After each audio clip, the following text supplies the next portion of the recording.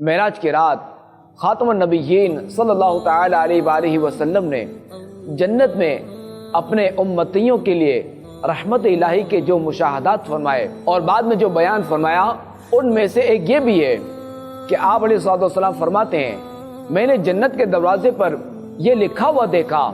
کہ صدقے کا ثواب 10 گنا اور قرض کا 18 گنا ہے۔ میں نے جبریل علیہ السلام سے دریافت کیا، کیا سبب ہے کہ قرض کا درجہ صدقے سے بڑھ گیا ہے؟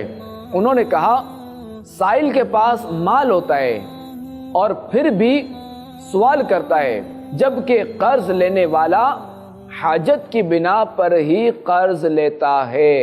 اس سے ہمیں یہ درس ملتا ہے کہ اگر کسی مسلمان کو قرض کی ضرورت ہو تو اللہ کی رضا اور دیگر اچھی نیتوں سے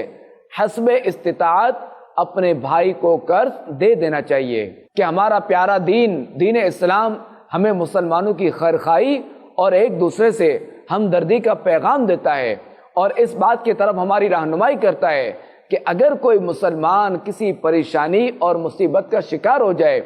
تو دوسرے پر اخلاقی طور پر لازم ہے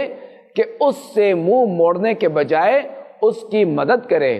اللہ کریم ہمیں عمل کی توفیق عطا فرمائے۔